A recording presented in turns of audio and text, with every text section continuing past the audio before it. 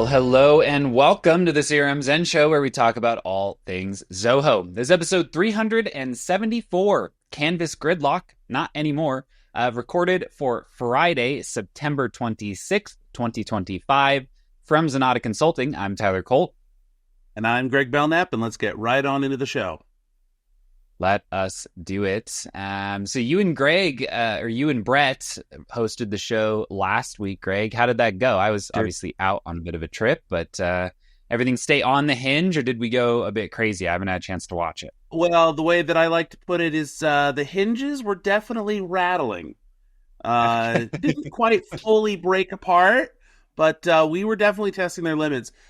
We spent a lot of time talking about Brett's ex-girlfriend Cadence and all the many ways that she broke his heart, he broke her heart, a lot of will they, won't they. Makes sense. That is a great time.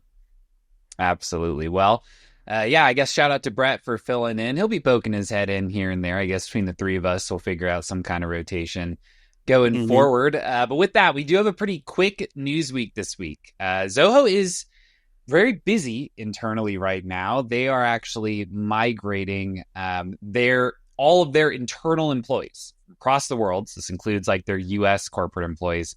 All of their stuff is being migrated to the Indian data center. I think there's some data security rules in India that they need to comply with for their employees, even the ones that are overseas. And I think that is why this week is such a slow one for new updates. It's not really the time to be pushing a lot of updates there. So, Be pretty quick through the news this week. There are some good stories, but, I want to give everyone a heads up.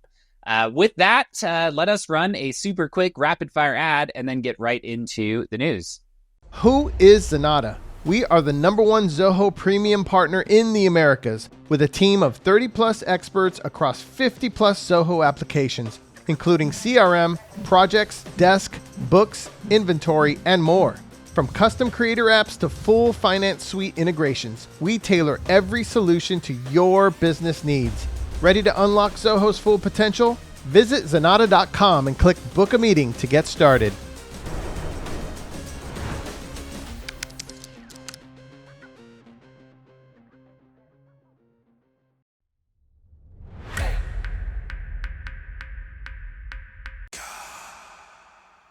Little bit quicker on those ads nowadays. I remember we have that consulting one, and the original version was quite long, and somebody left a comment on the video, and I watched it back because he was like, man, that was quite a bit of an ad there at the beginning.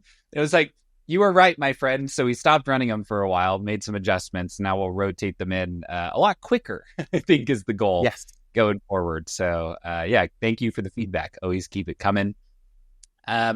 With that, let us jump on in. This is honestly the biggest story of the day. Canvas View for Zoho CRM is now getting a grid component. So what a grid component is essentially looking at something like a section, a tab, a table, a text box, but they're essentially containers, right, that you can use to make your responsive UIs. Greg, this is applying on like a record view itself. So don't get confused with like the grid view or table view in like a list, right? This is more of like a grid component that I could actually use inside of a record itself. And really the idea here, it looks like if I'm watching the videos, you kind of are defining spaces or spacing within this like table view. Am I kind of seeing that correctly? Like, the grid is all this stuff behind the scenes that's like locking in the spacing and sizing. Yeah.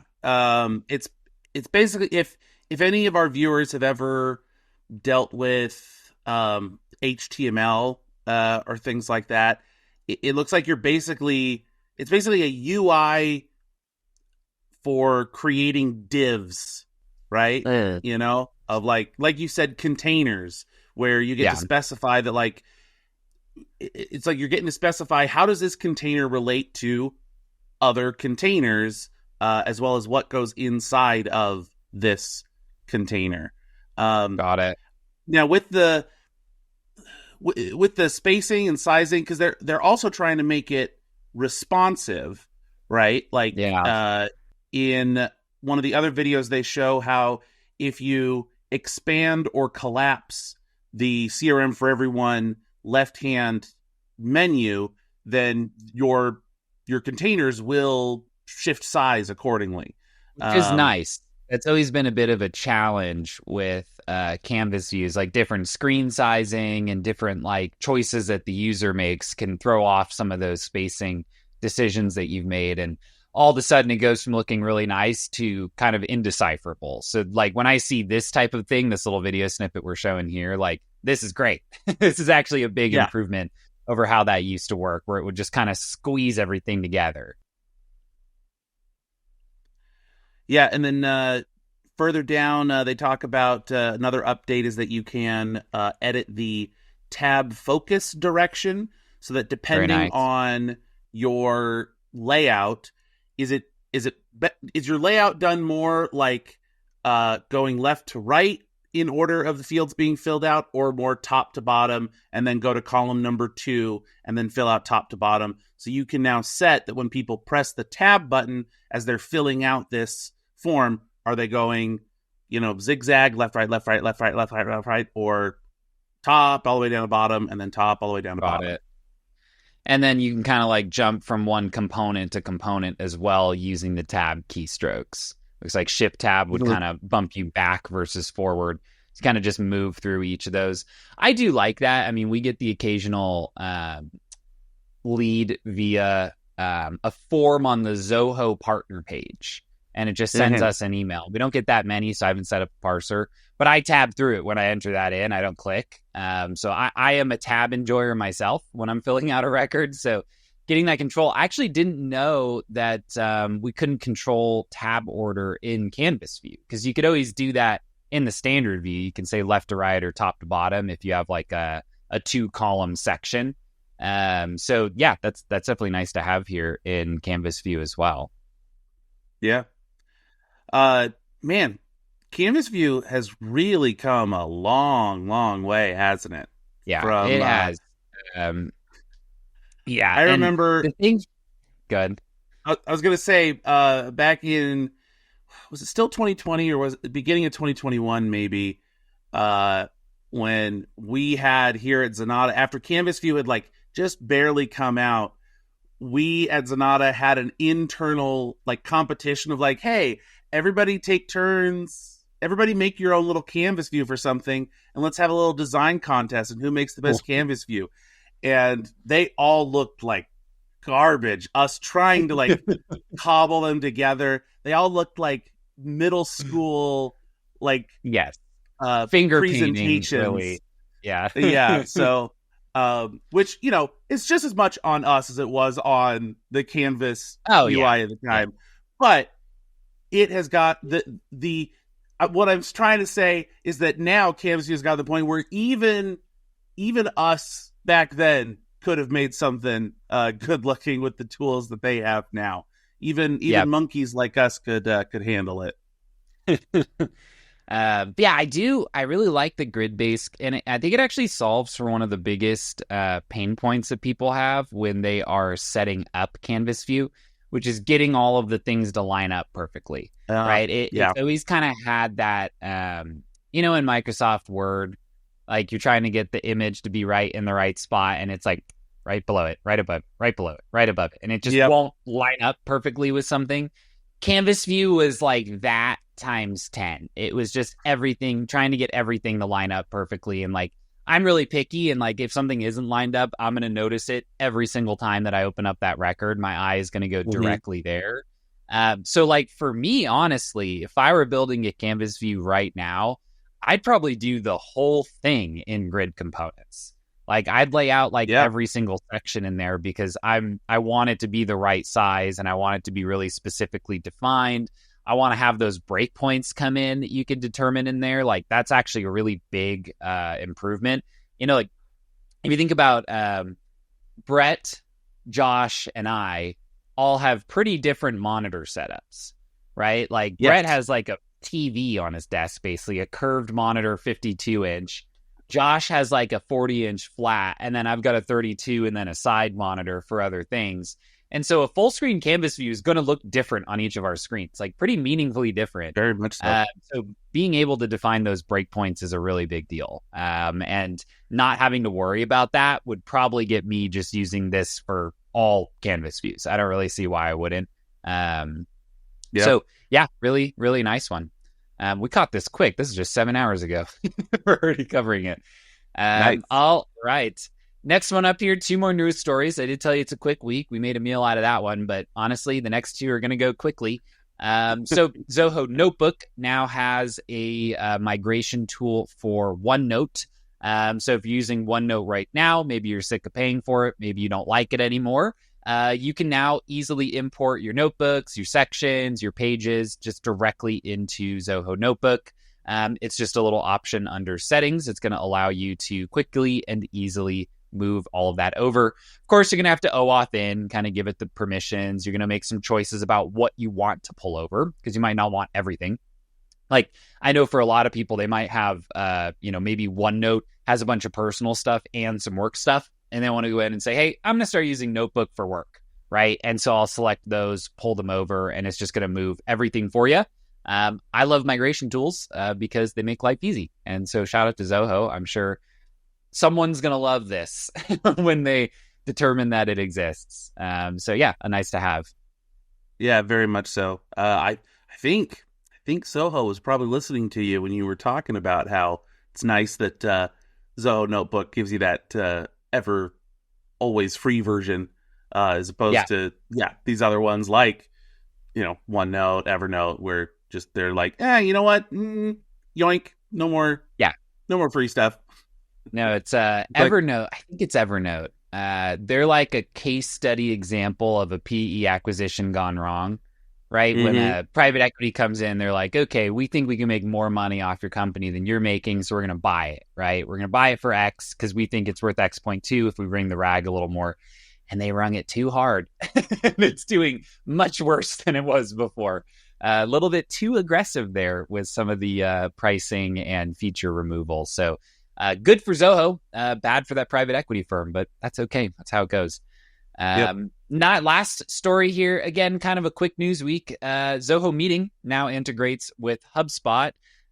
So why would you do this? Maybe you're using Hubspot for like certain components of your process. Like we have some clients who spend a huge amount of money on programmatic ads, and they do a lot of their initial lead capture, marketing, and warm up in Hubspot. And then they'll punt them over to CRM for like the quoting, deal flow, all that good stuff.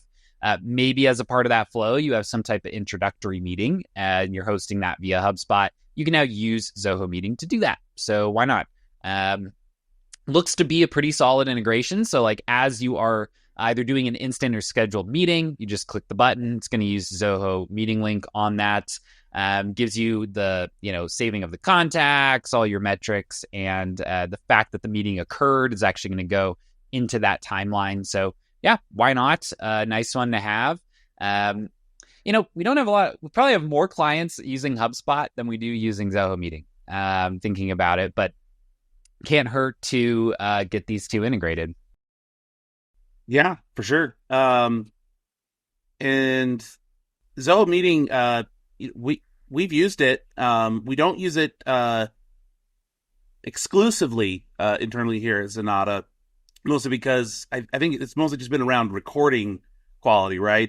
We're sending it's the AV quality and things general. like that. Like, cause when you get on one of them, it's like, because we make all the content here, right? Like I got over right off the side of my screen, I got this big fancy guy here, and so hopefully the audio quality is generally good and you're not hearing me fuss around with this. But when I get on a Zoho Meeting, it sounds like I'm running my audio through the old like Apple headphones microphone. And so for us, we just do so much of our work in digital meetings, right? That we pay the premium just for like the AV quality. We do have clients that use Zoho Meeting. It's fine. It works internally. Zoho uses it. So when we speak to them, we're oftentimes on one. It's not like it doesn't work or you can't hear people. We're just picky at the end of the day. And so we pay that premium.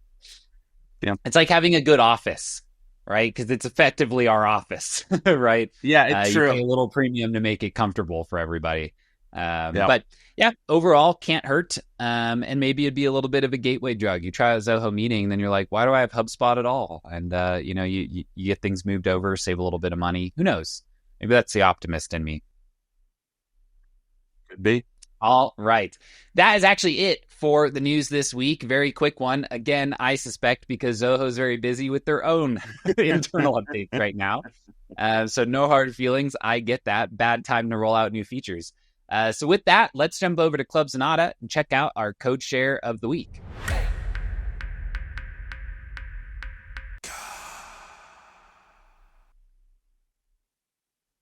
All right. Here we go.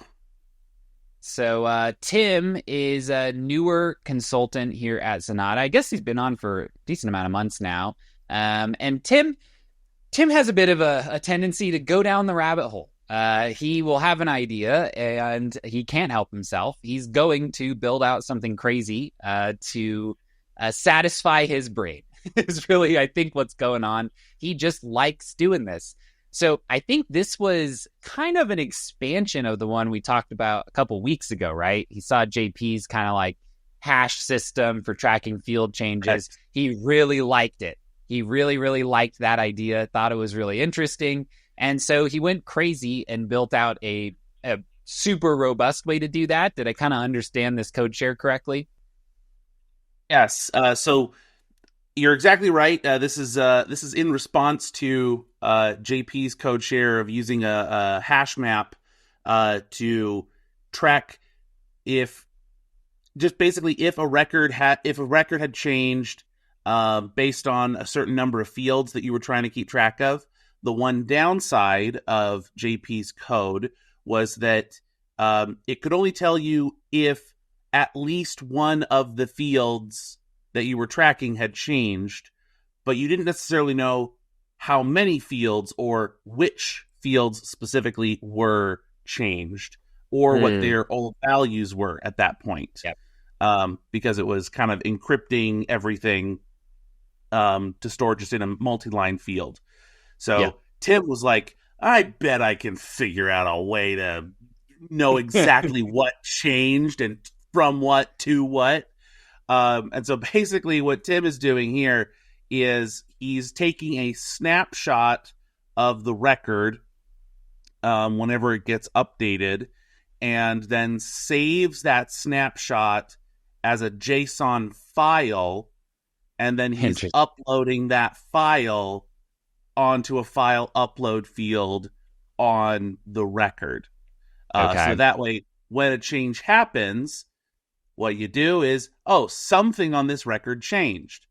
Let me bring up everything that is on the record right now after that change. Let me also grab the JSON snapshot of what the record looked like. You can get this later. Just because it's a file doesn't mean I can't interact with it. It's still just JSON, right? So I can get whatever's in that attachment field, read it, and kind of go one by one.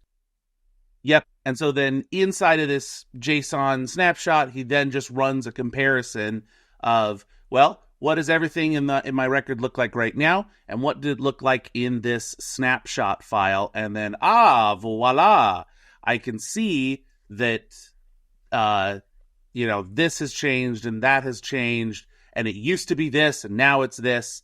So yeah, a very, thick with two C's kind of function here. It's snippet below this awesome GIF. Agreed. This is an awesome GIF. Yes. So a couple of notes I do want to right above the awesome GIF of the cat. Tim has a couple of caveats that you'll want to know, right? Saying that because this function's main build out is around running a workflow of just on edit of any kind of edit of any record, you would need to be careful of API usage, right? You want to just kind of, if you're going to set this up, keep an eye on, at the end of, 1 or 2 days, hey, what was my credit usage? What did this look like? Did it suddenly shoot up by, 200%? In which case, maybe I should think about switching this to something. Yeah, so like he also notes that if you wanted to, if you just wanted to track like a certain few lists of fields, then you could do like the up to 5, create a workflow rule that just makes this run not on any edit of the record, but only if like one of your key Yeah. fields is getting edited. Or I didn't know this was a thing just until a couple weeks ago, honestly, when I needed it, was you can do an on any edit to fields within these 10 sections. So you can actually section some things out. So for one of our clients, we actually made an adjustment where we put a bunch of internal system fields that didn't need to trigger workflows into their own section, and then just included all the rest of them because it was just triggering too much because these things are being updated too often. And so I just wanted to put out there, I must have missed the boat on that one. I had no idea you could control it by section. And it's good that you could, because it was exactly what we needed in that particular implementation. And also, shout out to Tim. I see that his post already has a comment from our user Donetta, Zenetta's Donetta, who, well, she's not with Zenatta, but anyway, You just can't help yourself, can you?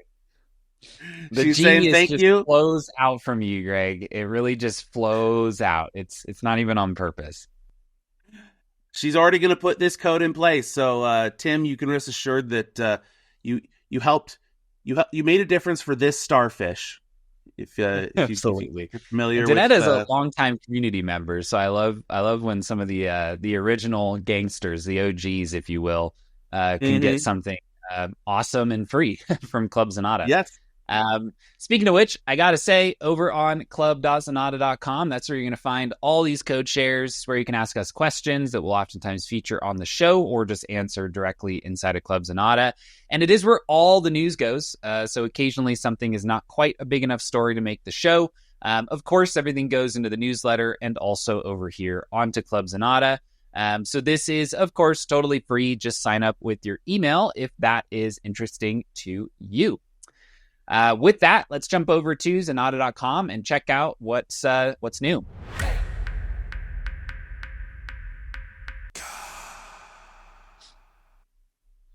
All right. This is a case study from MediMizer, Mark over at MediMizer. I've been working with them for a long time, 3 years or so, 3-4 years, kind of just ongoing tweaks, improvements. I think we did a migration for them a little bit while back. So essentially, lots of build out here, bunch of custom related lists, quote management, support coverage management, a bunch of work drive kind of folder creation when different types of records are created, guardrails on the deal flows, and then a custom terms and conditions module that kind of sets itself up based on the types of things that are going on a particular quote. So yeah, great write-up here from the team, and a big shout-out to Mark for contributing. Love this. No one should use Zenatta or Zoho without going to Zenatta first. I agree. I think we do a good job. So give us a chat over here. Oh, what's that? It's the Book a Meeting button over on the website. We're always happy to chat about how we can help. So if any of this type of stuff here, these little bolds, feel like they might apply to you, good time to reach out and see if it makes sense to engage. But as always, thank you to Mark for chipping in on our ongoing goal to get case studies. I think we have actually a lot of them in the pipeline right now that are going to be going up week over week. So stay tuned and see if something that we've done before is something that you want, because it's always a good sign that we can do it. All right. With that, let's now jump over to youtube.com/Zenatta and check out our tips of the week.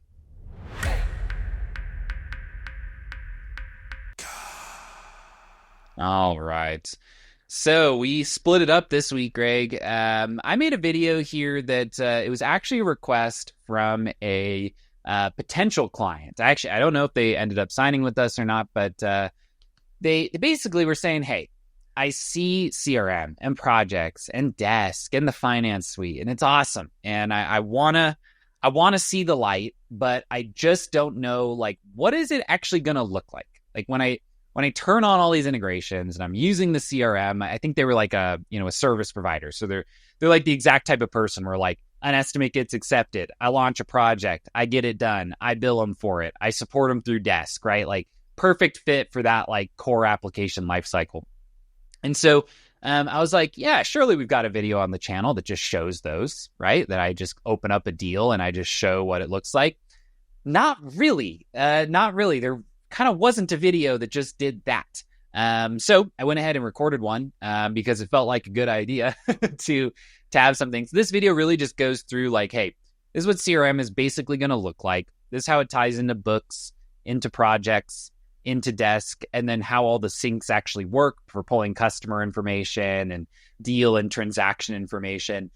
Just because I think like for a lot of people that are examining the tool, you might have just never seen this, right? Like as always, it's with Zoho, a lot of things start and end in CRM. So I kind of use that as the jumping off point where like the deal kind of hosts the finance records, the projects, the visibility into the desk tickets. But yeah, shout out to that prospect because it's a great idea for a video. So I went ahead and used it and just recorded it for everybody. So if you're in that mode of like maybe you're using one Zoho app now and you're considering maybe adding some additional ones, this might be a good place to start.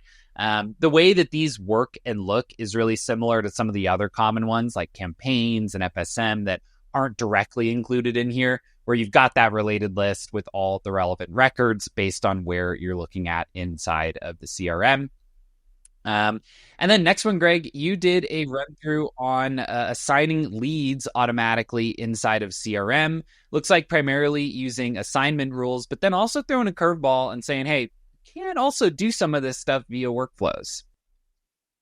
Yeah, exactly. So a lead assignment rule, is where you can set up conditions both for the kinds of records that should run through that assignment rule, as well as the kind of people that those kinds of records should be assigned to.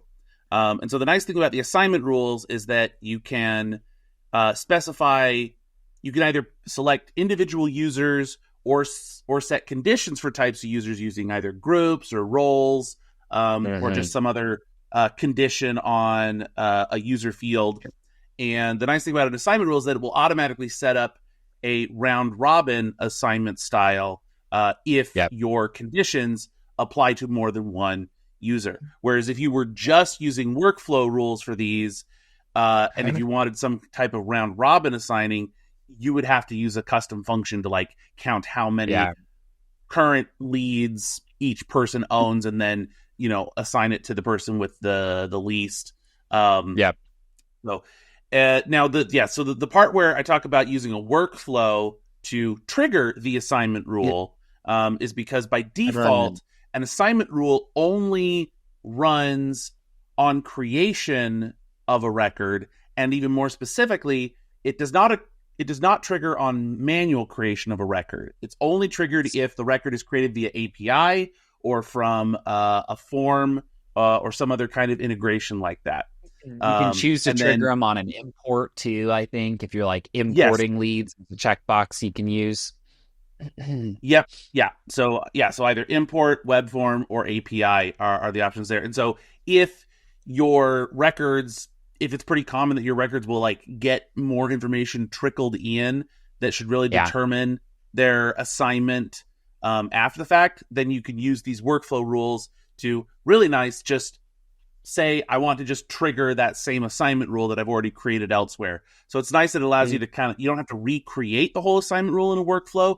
You just have to re-trigger the assignment rule. And so now if you want to make any changes to how that assignment rule works, you only have to change the assignment rule settings, and any workflows that you have that are referencing it, they're already good to go. So you don't have to do a bunch of tracking down of all the different spots where you've added this logic. The one thing I will also highlight with the assignment rules themselves and like why they really are worth a look if you're doing this, even if you're like, some people say, well, my assignment's really simple, right? Like it's like either Greg or Tyler takes it. Like I'm going to do it in a workflow with criteria. You definitely can. There's nothing wrong with doing it that way inherently. But one of the cool things, I made a video on assignment rules maybe like 9 months back, and it reminded me that like inside of the CRM, you can actually set up shifts, like when people are going to be at their desk. It's under like your business hours settings. It's like a subsetting within there where you can set that up. And so there are certain industries where like speed kills. Like one of our really long-term clients is in the business lending space, and like they are fast. Like if you were to fill out a form on their website, like you're going to get a call in like a minute. And that can't happen like if I assign it to Greg when he's not at his desk, right? Like it's just, he's not going to pick up the phone and call.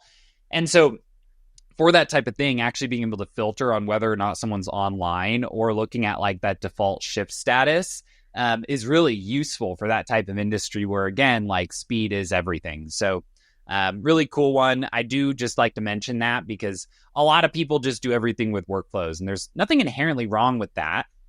But those benefits of like hosting everything in that one spot and invoking it and being able to use the shifts themselves, it's worth consideration, right? Before you go down the path of doing the whole thing in workflow rule assignment.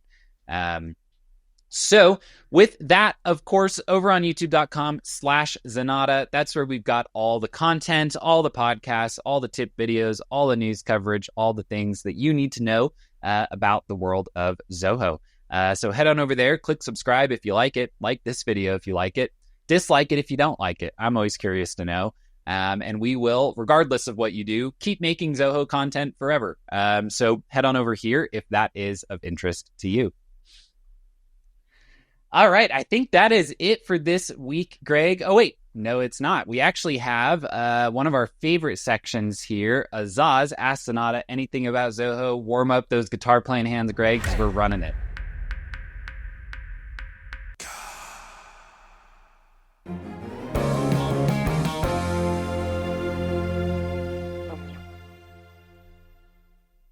All righty. So this is a question that came over from YouTube. This is a video, Greg, that you had made a while back that I was procrastinating making for a really long time because it's complicated. I really didn't want to do it. This is how to set up Zoho projects budgets. For those who know, they know that this is like a 4x4 matrix of decision making, essentially, where each combination of each option creates a different outcome. Theo here asked on that video a question for a friend, asking for a friend. My client imported 72 projects from Asana. That went well, but the project's billing method should be based on staff hours, so we changed everything.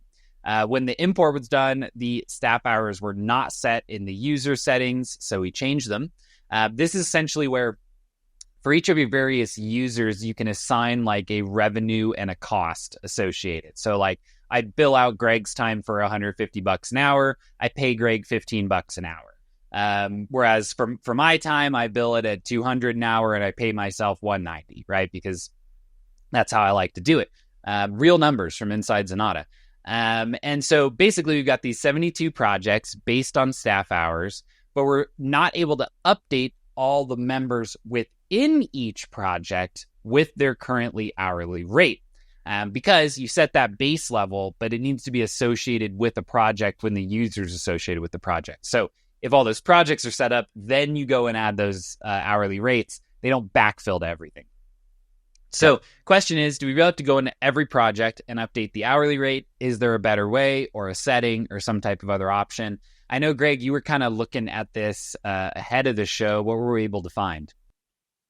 So as far as I can tell, there is no easy sweeping button already in place or something where you can just update this across the board, because like you said, the project budgets, this is a matrix of decisions. And so, Zoho has it set up in a way that you need to go in there and individually set, because every project theoretically could be different of, how you are charging and everything like that. So either you will have to go through one by one, or if you have a little bit of deluge experience, there is an API endpoint that you can hit where you can update the client user settings for the relation between a particular user and a particular project, where inside of the there's a little attribute you can pass in called user details,